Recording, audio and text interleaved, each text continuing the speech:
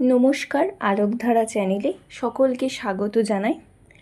আজকের গল্প বুদ্ধির পরীক্ষা, লেখক নৃপেন্দ্র কৃষ্ণ চট্টোপাধ্যায়।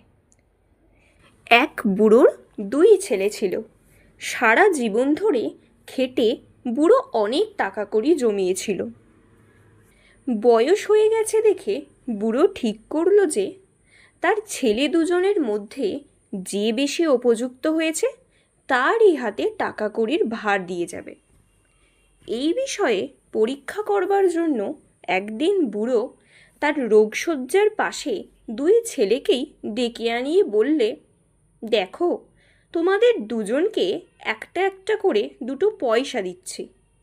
1 পয়সা দিয়ে তোমাদের এমন জিনিস কিনে আনতে হবে যাতে আমার এই ঘর ভরে যাবে। যে তা পারবে তাকেই আমার সম্পত্তির ভার দিয়ে যাব।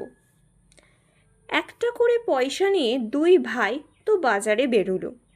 কিছুক্ষণ পর অনেক ভেবেচিন্তে বড় ভাই 1 পয়সার খড় কিনে নিয়ে এসে ঘরে বিছোতে লাগলো।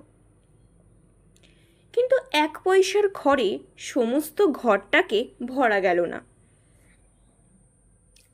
তার কিছুক্ষণ পরে ছোট ভাই এলো 1 পয়সা দিয়ে একটা মোমবাতি কিনে নিয়ে। ঘরে এসে মোমবাতি জ্বালিয়ে দিতেই তার আলোয় ঘর ভরে গেল। তখন বুড়ো সন্তুষ্ট হয়ে ছোট ছেলেকে বললে, তোমাকেই দিয়ে গেলাম আমার সম্পত্তির ভার। আজকের গল্প এখানেই শেষ। গল্পটি কেমন লাগলো অবশ্যই কমেন্টে জানাবেন। ভালো লাগলে লাইক, শেয়ার, সাবস্ক্রাইব করে পাশে থাকবেন আর আমাকে উৎসাহিত করবেন। ধন্যবাদ।